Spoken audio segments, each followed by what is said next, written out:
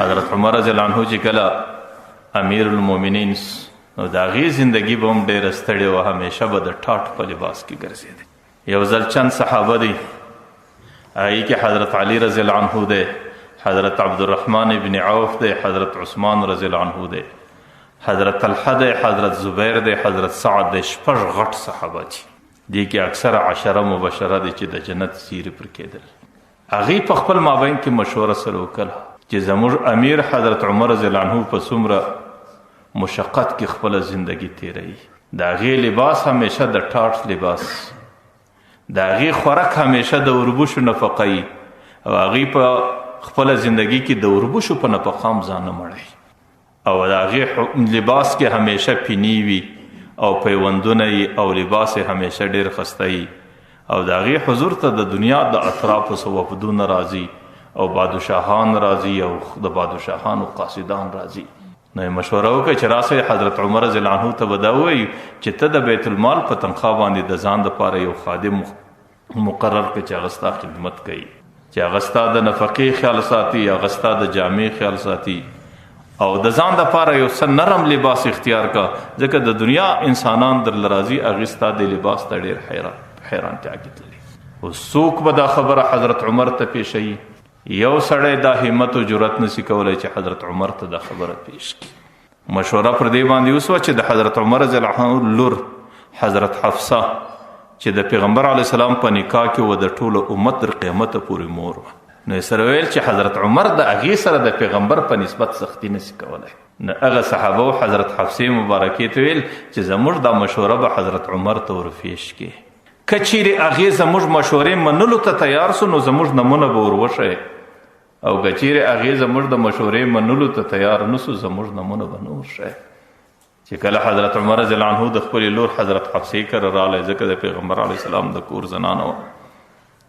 نو هغې باره د مشوره ورته فریب شو چې پلاره ستا عمر ډېر زیات تیر سو، ته اوس بوډا سوې، کمزورې سوې، او ستا مصروفیات ډېر زیات دي، او پر تا باندې مشقت او بوج ډېر زیات تیریږي، او ستا لباس ډېر دروند دی او ډېر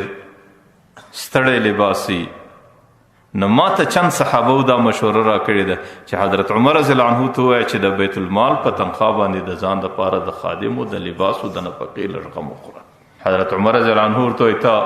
ما ته راوښیه کومو صحابو مشوره ده. حضرت حفصه ورته وایي منې مشوره کې نه منې؟ دی مبارک ورته وایي منل خو څه کوې، زما په الله قسم چې دا خلک ما ته معلوم سي زما دومره غم اخیستی دي، د دې په عوض کې به زه دا خلک په وینو باندې ولمبوم چې کم کسان ما ته دا مشورې را کوي. بارا ورته وایي حفصې ته د پیغمبر د کور زنانه ہے، ورته وایي صاحب البیت ادرا بما فیه، د کور مالک د کور په دننه حالاتو ډېر خبرې، تا د پیغمبر د کور دننه حالات لیدلی دي.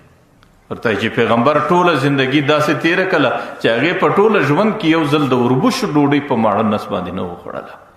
ورته تا ته د پیغمبر معلومات نشته چې په کومه شپه باندې پیغمبر وفات کیږي، د هغې د کور په څراغ کې په حجره کې تیل نشته، هغه په تیاریکي کې وفات کیږي. ورته چې یو ځل پیغمبر علیه صلات وسلام ستا کور ته راننوتی، تا نفقه هغې ته پر ټیبل باندې ایښې وه، او د هغې رنګ مبارک سور سلو، د هغې په رنګ کې غصه سوله، هغه برته وګرځېدی، ویل حفصې تا پر ما باندې د چا ګمان کړی دی چې تا ما ته نفقه پر ټیبل ایښې؟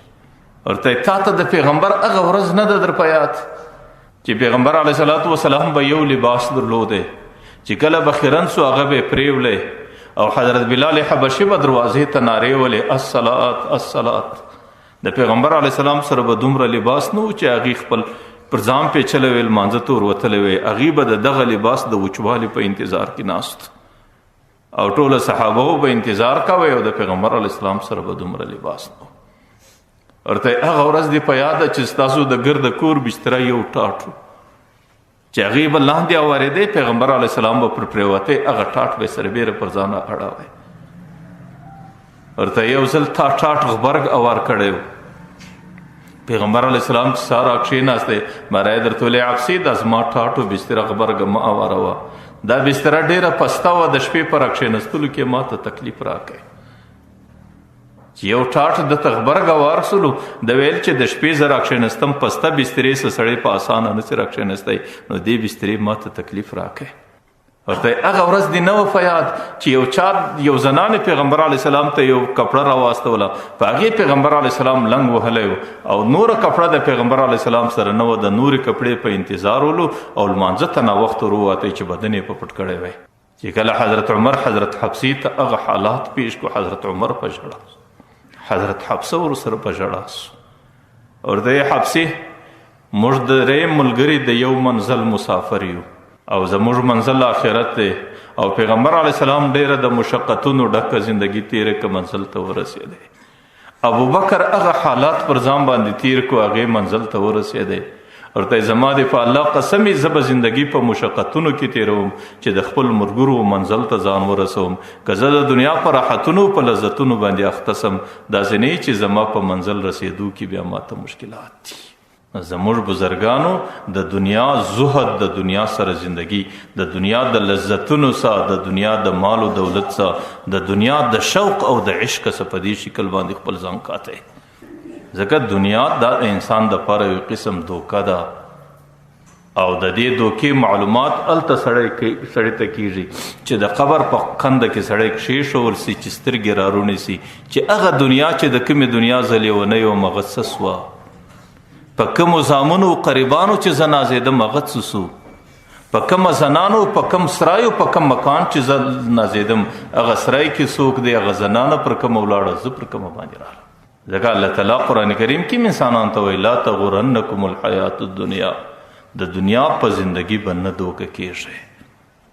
ځکه دنیا ډیره عارضي ده او دنیا ډیره فانی ده او دنیا ډیره ژر ختمېدونکې ده او دنیا ډیره د ژر ختمېدو مرکز او محل بلل کېږي.